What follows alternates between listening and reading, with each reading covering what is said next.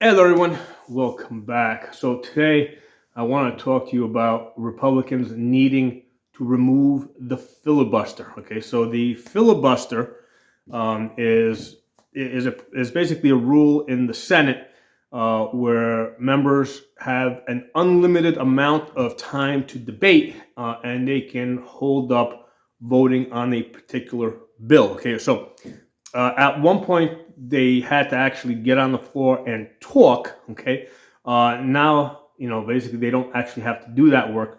What they do is they just take a vote to see if they have 60 votes to continue, and if they don't, they just stop. If they do, then they proceed on to a vote. Okay. Now this is an idea that the left, right, the Democrats have been pushing for a while, right? They want to get rid of the filibuster so they can pass their crazy leftist legislation.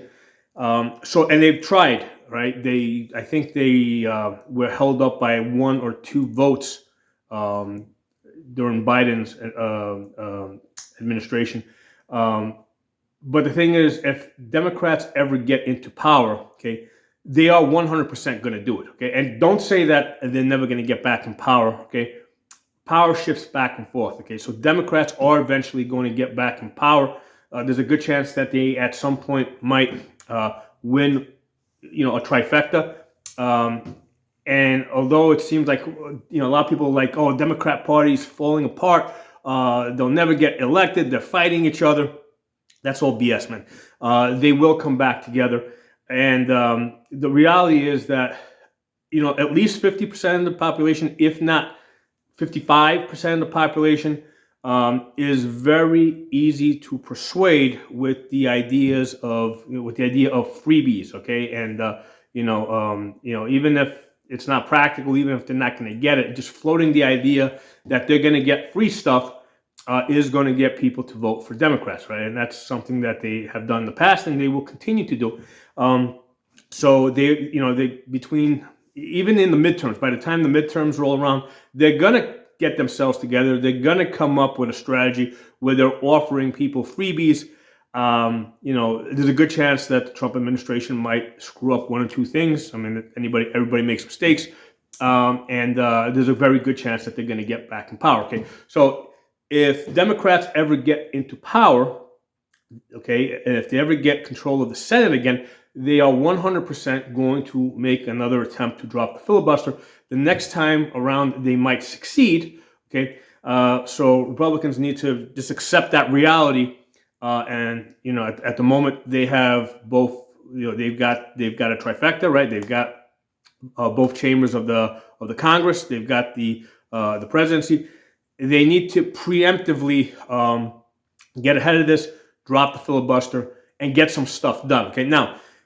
I like the filibuster. Okay, I like the idea of stability. I don't like rapid changes. Traditionally, the filibuster has kind of forced both sides to come together and kind of meet somewhere in the middle. So what I want to do is I want to use this as a means, right, to force a constitutional amendment to change the voting requirement in the Senate from a 50%. Okay, because if you look in the Constitution, in order for a bill to pass the Senate, you only need 50 votes. Okay, it's just that within the Senate they have this rule where it says, okay, we've got this filibuster in place. Okay, so that the filibuster is not there constitutionally. It is a rule that they voted on, right? The senators voted on at some point, and they can vote on to remove. Okay, so I want the filibuster, but I want it put in such a way that Democrats cannot remove it. Okay, so if Republicans take the aggressive step now, right, while it's still early, okay, in Trump's administration, okay, and there's like still another, there's almost like whatever, like almost at least a year, let's put it that way, at least a year and a half to get to the midterms. If the Republicans drop the filibuster now, okay, they can use the time to actually pass through some important legislation, but they can what they can also do is they can also start a constitutional convention. Now, there's two ways a constitutional convention can be done. It can either be done through the Congress or it can be done through the states. At one point, I had looked up the details. I've since forgot them. It's not that important for the purpose of this video. If you're interested, you can just look it up. But they need to start a constitutional convention where ultimately the states, and you need 3/4 of the states to vote on the amendment, okay, to make an amendment, which means it's now part of the Constitution. And the only way for it to be removed, right, is at some later time. Basically 3/4 of the states, right, some 40 plus states, would have to vote to remove it, okay? So here's the key point, okay? If Republicans remove the filibuster now, right, from the Senate, if they remove the filibuster rule, right, now while they are in power, right, and then they start this constitutional convention, okay, both sides, right, especially the Democrats, are going to be motivated, okay, to vote for this constitutional amendment to change the Senate voting rules in the Constitution so that 60 votes are needed in order for a bill to pass instead of the 50 that's now needed. Okay, so basically we're bypassing the filibuster because that's kind of like we're removing that little gadget that's in the middle and just saying, hey, you need 60 votes for a bill to pass in the Senate. Okay, so right now, both Democrats and Republicans would be motivated to vote for this, right? Because Democrats would probably want to get this passed as soon as possible, because the sooner that they pass it, the faster they can stop the Republicans from passing bills with just simple majorities. Okay, so Democrats would be very much motivated by this. Okay, and you might say, well, what aren't they going to be thinking that if they get back into power, they can change things back? I mean, that's like, that's never 100%. Okay, I think at some point they'll get back into power. It is most likely that they'll get back into power, but they're going to most likely want to play it safe, especially at the state level, because remember, this has to go through the state legislatures, right? So 3/4 of the states have to vote for this. Okay, so the states are probably going to take the safe approach, and that's going to be regardless of whether they're Democrat-dominated states or Republican-dominated states. Most of them are going to want to take the safe approach, and they're going to want to restore the idea of the filibuster, where it takes 60 votes to move legislation. And again, just get rid of that placeholder filibuster and just make it a 60% vote needed to pass a bill. Okay, so right now, Democrats would be motivated to do this. So Republicans need to seize on that because in the long run, that would create stability. Okay, so no party can basically because if you go to a 50% majority, all that's required to move legislation through the Senate, you're going to see wild swings back and forth. Okay, so anytime one party gets power, you're going to see legislation going one way, then you're going to see legislation going wildly to the other way, and you're just going to have overall instability. Okay, so I think both parties are going to want to have that stability. Okay, especially at the state level. Okay, maybe not some of these maniac leftist socialists that are actually in the Congress, but I think at the state level, they're gonna vote for this. You're gonna get both Republicans and Democrats to vote for this, and the driving force here would be that, hey, the Republicans have this now. Stop the Republicans. Okay, so that's what's going to motivate Democrats to vote for this. Okay, and then Republicans, who tend to be a little bit more forward thinking, are going to be like, okay, well, if Democrats get into power in the future, they're going to go crazy with stupid laws.